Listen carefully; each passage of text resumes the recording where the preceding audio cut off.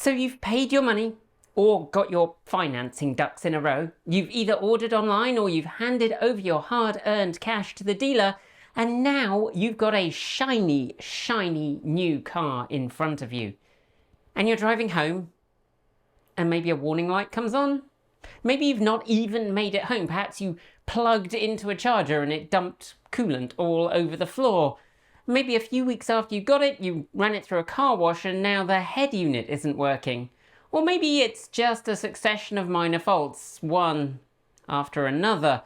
And amidst your colleagues, family and frenemies, there's quite a few people happily demonstrating schadenfreude as you try and wade through the sea of emotions to figure out just how you feel about the thing you just spent a huge chunk of change on, which now resembles a certain yellow citrus fruit. See, while EVs are incredibly reliable in the long term, manufacturers are still sometimes working out the kinks of what makes them tick. And being as most manufacturers have an unhealthy addiction to throwing as much tech in these vehicles as possible, those fancy features can sometimes give you grief. Especially so if, just like any car of any fuel type, you were one of the first people in your area, your country, or perhaps even the world to buy one. So what can you do when your shiny shiny becomes a shiny lawn ornament?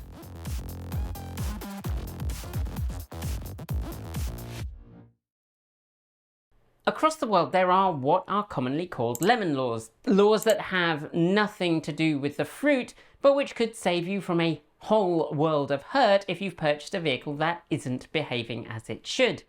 The US has them, Canada has them, Europe, Australia and Aotearoa all have consumer protection laws that apply if you happen to buy a vehicle that's more sheddy than sexy.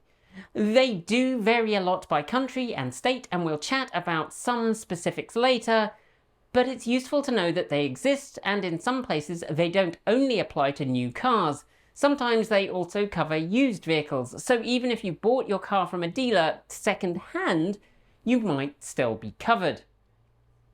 But leaping straight to the lemon law is probably not where you're going to start, because as a general rule, most lemon laws allow the dealer to attempt to repair the vehicle. So let's start at the beginning.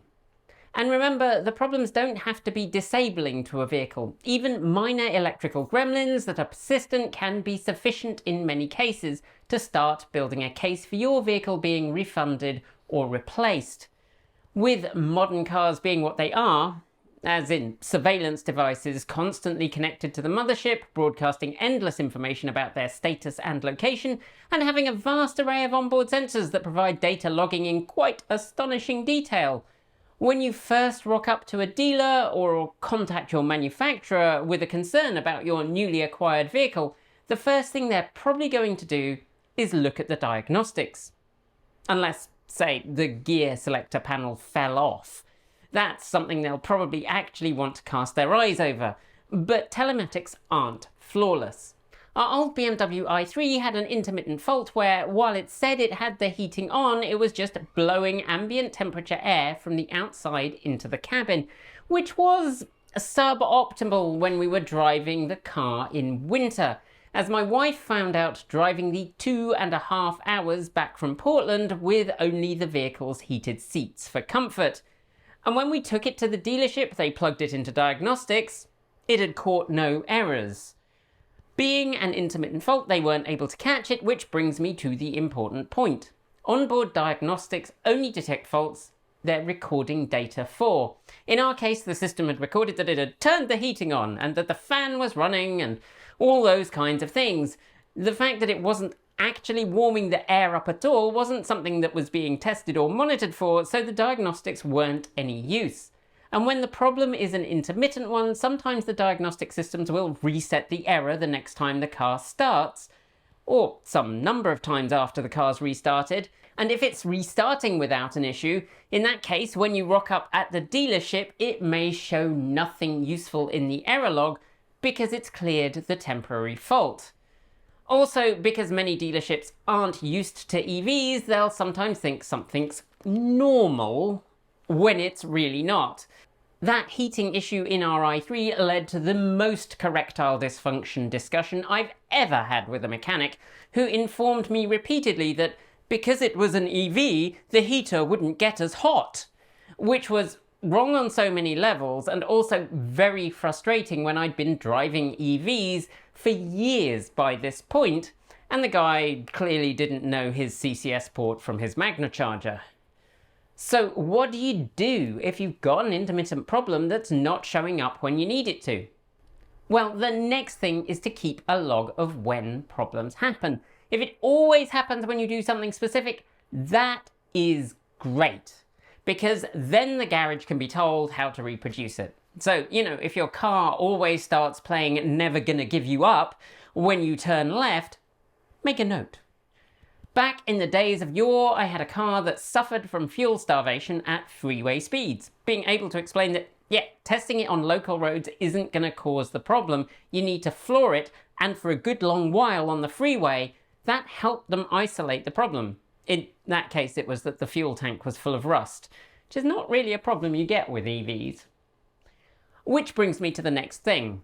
Take videos of the problem happening. If it's throwing error messages, lighting up like a Christmas tree, or the center head unit isn't turning on some of the time, get videos of it in action.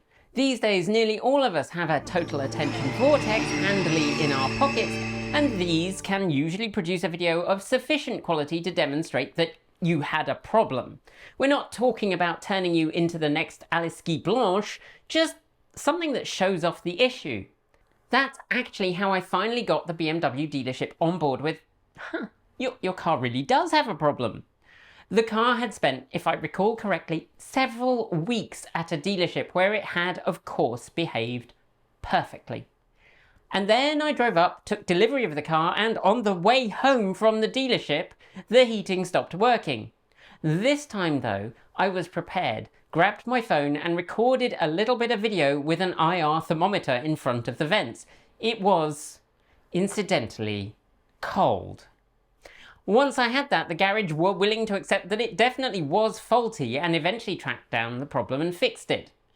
Of course, they broke the DC rapid charging at the same time, but that's a whole other story.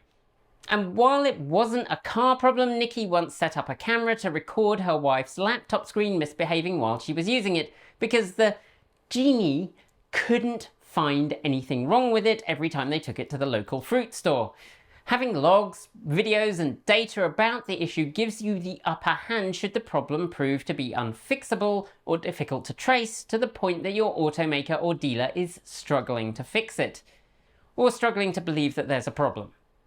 Okay, so you've got your evidence that the car is balked. What do you do with it now?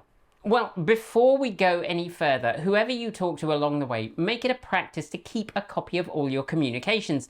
If it's by email, that's great, but if it's by a phone call or in person, a neat trick is to, afterwards, send them a summary of the meeting as an email with a, "This is what I understood from our meeting, conversation, mind meld. Can you confirm whether that's correct?" So if you got it from a dealer, start there. If you got your car direct from the manufacturer, you're going to want to talk to their support team. And hopefully, that's going to be the end of it.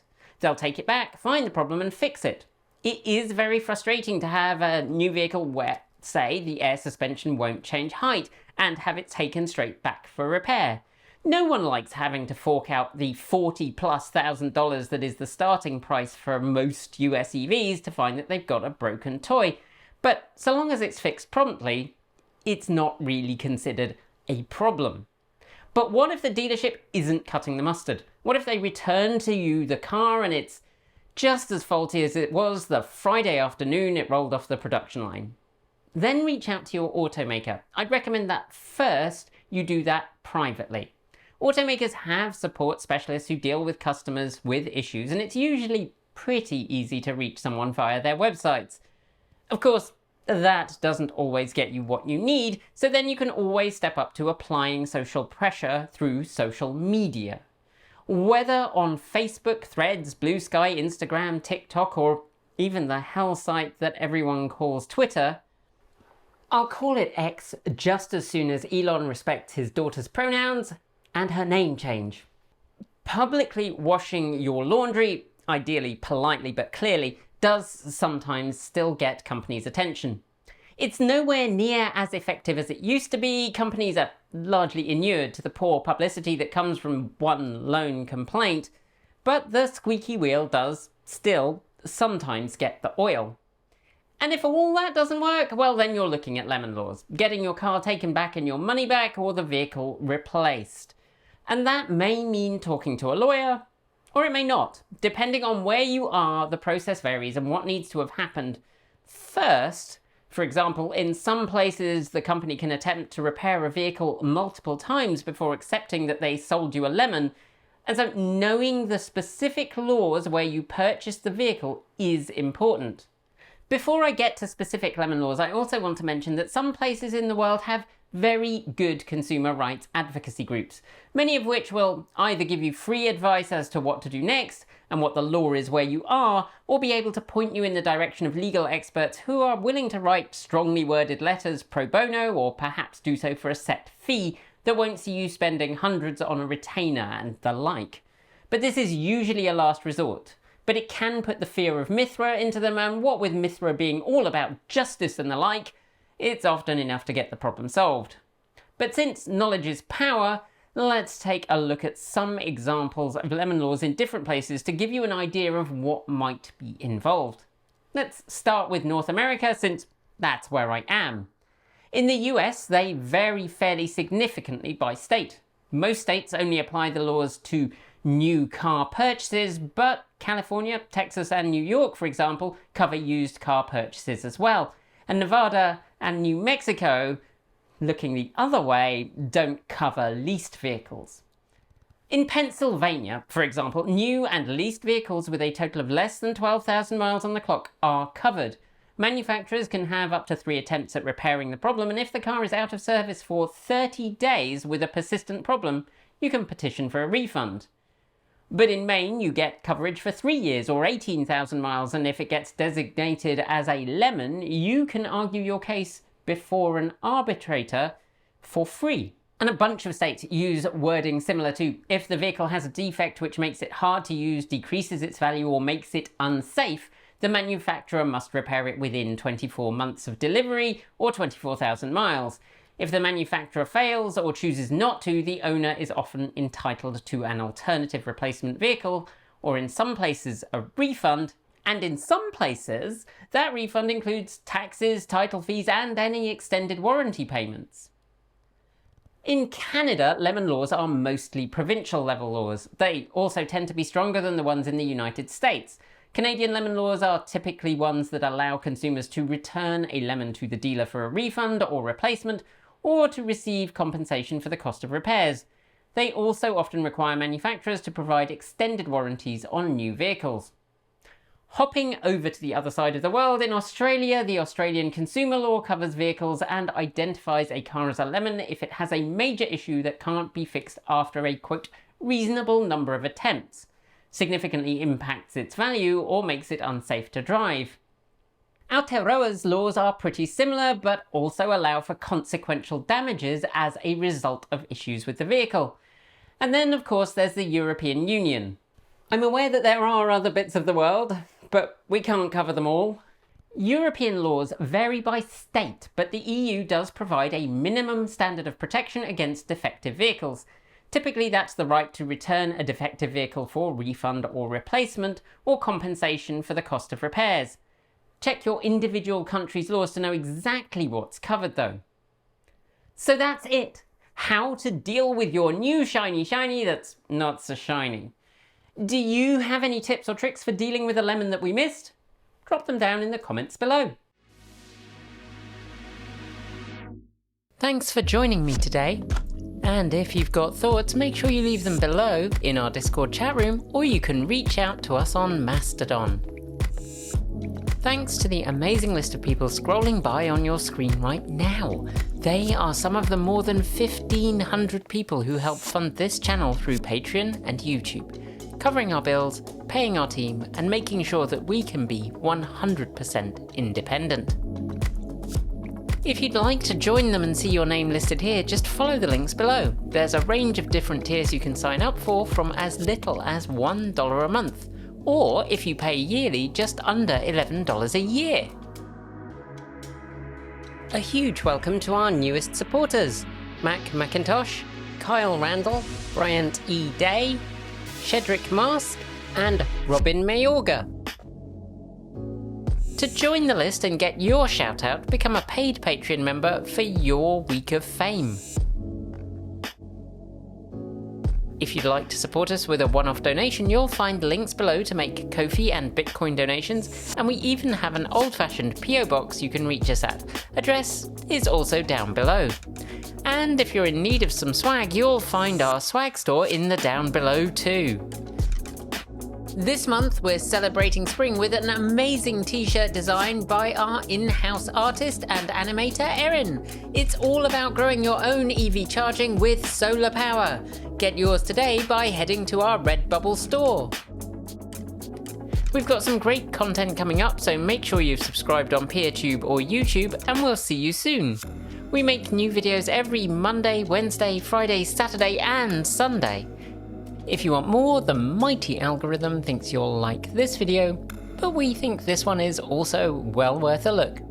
See you soon, and as always, keep evolving!